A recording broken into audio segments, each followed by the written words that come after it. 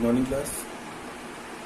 Last class में मैंने आपको क्वेश्चन नंबर 22 तक का बता दिया था करने के लिए, लाइक 20 या 21 मैंने एक्सप्लेन किए थे, 22 आपको होमवर्क दिया था।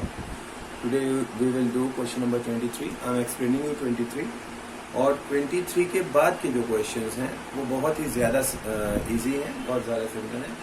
सो those ones you can do by yourself. I am just explaining you question number 23 over है, ओके, समझ लीजिएगा। In this question they are asking you to find out the lengths of the medians. Medians की length आपको पता करनी है।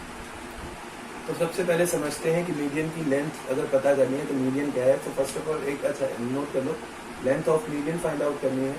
Length of median, along with that we have to find out the centroid के coordinates, ठीक है। दो चीजें आपको फाइंड आउट करनी है, लेकिन क्वेश्चन में जब भी आप ध्यान देंगे तो यहाँ पे लेंथ की जगह क्या लिखा होगा, लेंथ होगा, ठीक है, लेंथ ऑफ मीडियंस। तो फिर लेंथ ऑफ मीडियंस, ठीक है, हाँ मीडियंस होगा। Now first of all let us know कि मीडियन होती क्या है, ठीक है। अगर सपोज करिए मेरे पास ये ट्राइंगल है तो मीडियन क्या होगी इसमें। तो मीडियन कोई भी, इसमें ट्राइंगल में कितनी मीडियन हो सकती है, मैक्स टू मैक्स 3 हो सकती है। ध्यान रखिएगा, ट्राइंगल की वर्टेक्स को जब भी उसके सामने वाली साइड के मिड पॉइंट से ज्वाइन किया जाएगा, वर्टेक्स को जब भी उसके सामने वाली साइड के मिड पॉइंट से ज्वाइन किया जाएगा तो जो लाइन बन के आती है वो मीडियन कहलाती है, यानी कि ये मिड पॉइंट होगा बीसी का। तो फर्स्ट ऑफ ऑल हमें एक मीडियन ऐसे मिलेगी, दूसरी मीडियन यहां से मिलेगी। एसी के मिड पॉइंट को उसके सामने वाली वर्टेक्स से ज्वाइन कर दो, और फिर इसके मिड पॉइंट को इससे ज्वाइन कर दो। तो ये क्या मिल गया आपको,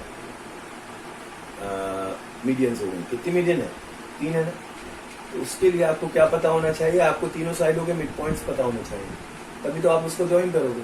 तो let X Y and Z be the midpoints of a x पहले लिखा, x y z। the midpoints of x किसका है, BC, then CA and AB, ठीक है, रिस्पेक्ट, ओके। नाउ अब अगर आपको मिड पॉइंट्स मिल गए तो AX, CZ और BY तो मीडियंस हो गई, और आपको मीडियंस की लेंथ पता करनी है, यानी आपको AX की लेंथ पता करनी है। चैप्टर आप पढ़ रहे हो कोऑर्डिनेट ज्योमेट्री, है ना। तो इसके लिए सेक्शन मिड पॉइंट फॉर्मूला, तो इसमें अगर आपको देखा जाए कि इसकी लेंथ कैसे पता करी जाएगी, तो इसके आपके पास A के कोऑर्डिनेट्स हैं। अगर आपको X के कोऑर्डिनेट्स मिल गए, इस पॉइंट के अगर आपको कोऑर्डिनेट्स मिल गए, तो you can easily find out the length of AX by what, by distance formula. Similarly जो हम BY की बात करते हैं, तो B के कोऑर्डिनेट्स हमारे पास हैं लेकिन Y के नहीं है, और अगर Y के कोऑर्डिनेट्स मुझको इजीली मिल जाएंगे तो मैं फाइंड कर सकता हूँ BY की लेंथ को, ठीक है। और सिमिलरली ये जो तीसरा वाला पॉइंट है, that is what, it is Z। Z के कोऑर्डिनेट्स अगर पता लग गए तो CZ की जो वैल्यू है, CZ की जो लेंथ है, वो I can easily find out by using distance formula. And again, I'm asking you, what is distance formula? Distance formula is x2 minus x1 under root x2 minus x1 whole square plus y2 minus y1 whole square, ठीक। इसका फॉर्मूले का use करेंगे, but उससे पहले हमें पता होनी चाहिए x, y और z के कोऑर्डिनेट। सबसे पहले x के कोऑर्डिनेट पता करते हैं, लिखेंगे सिंस x के आप कैसे पता कर सकते हो, x आपको पता है क्या है, x मिड पॉइंट है BC का, है ना। Since x is the midpoint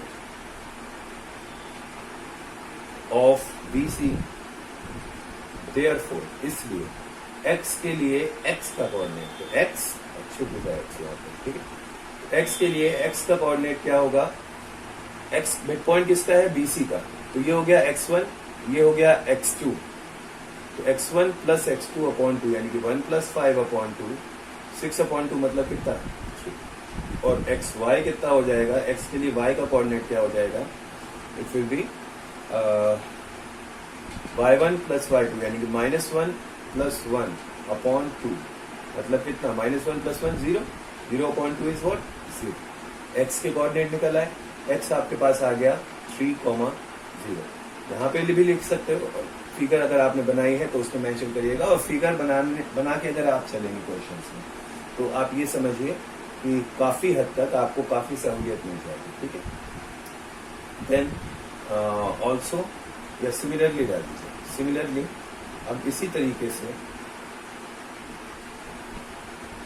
ये सिमिलरली इसलिए लिखा है, इस पॉइंट को बार बार ना लिखने के लिए कि y is the mid point of AC, z is the mid point of AB, वो तो पहले ही रखा है हमने, लेट ही कर लिया था, तो एक बार मेंशन किया। उसके बाद सिमिलरली y के लिए जो x के कोऑर्डिनेट हैं वो क्या होंगे, y किसका मिड पॉइंट है, AC का, तो अब a का x का देखो और b का c का x का देखो, तो -1 + 5, -1 + 5, x1 + x2 upon 2, -1 + 5 4, 4/2 is what 2, और y के लिए y के कोऑर्डिनेट क्या हो जाएंगे, 3 + 1/2, 3 + 1/2 इज इक्वल टू व्हाट 2/2। तो y के कोऑर्डिनेट्स क्या निकल के आए, they are 2,2। Then comes z,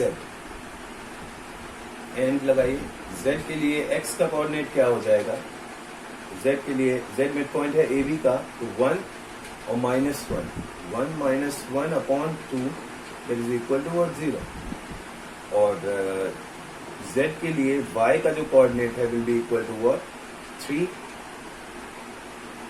या -1 पहले लिखो, x1 + x2, 3 - 1/2 it will B 2/2 यानी कि 1, तो z के कोऑर्डिनेट्स आ गए 0,1, ठीक।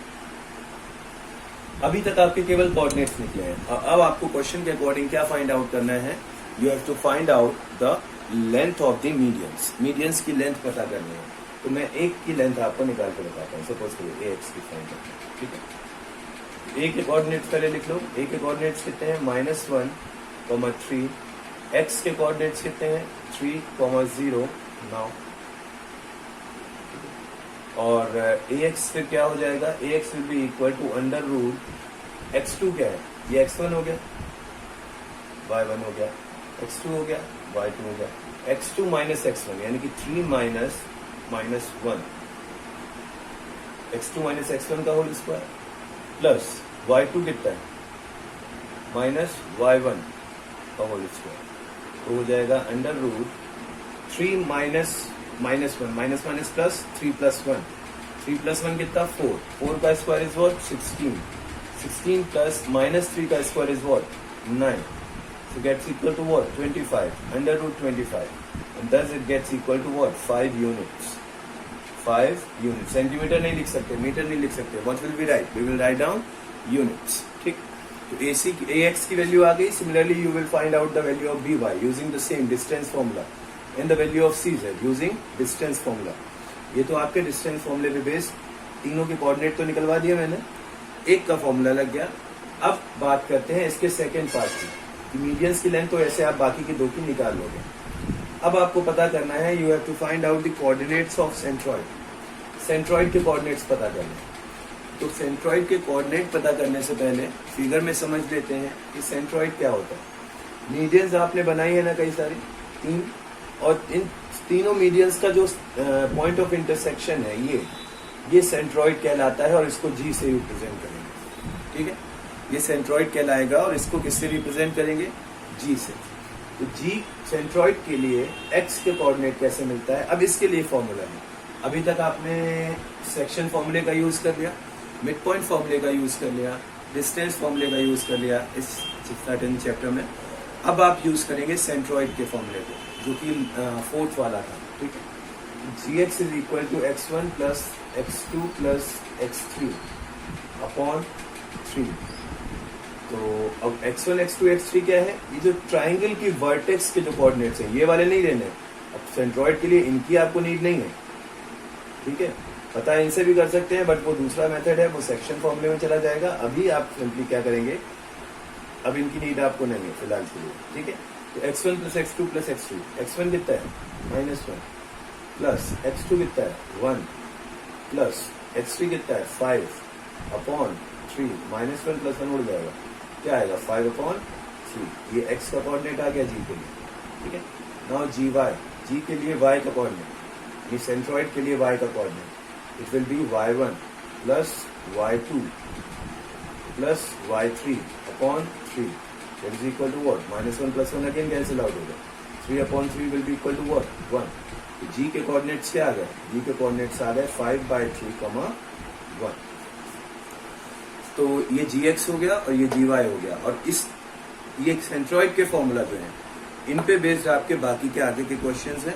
तो ये बहुत इजी है, this one you can do by yourself. और इसको करने के बाद आप लोग क्यूब और क्यूबॉइड के फॉर्मूलाज जो हैं, जो आपने 9th में आए थे क्यूब और क्यूबॉइड के लिए, lateral surface area, total surface area और वॉल्यूम, इतना पढ़ के रखिएगा, और सिलेंडर का भी, ठीक है।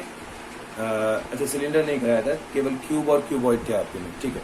तो क्यूब और क्यूबॉइड करके रखिएगा, सिलेंडर वाला I send you explanation tomorrow, और उसके बाद होपफुली परसों से we will start the exercise. कल मैं फॉर्मूलाज जो भी हैं उनको एक्सप्लेन करने का लिंक सेंड कर दूंगा, और परसों से we will start the exercise. But फिलहाल आज के लिए you have to complete this exercise 13, okay.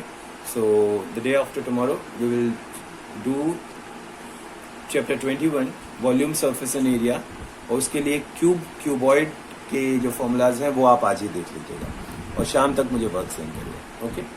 Thank you everyone, have a good day.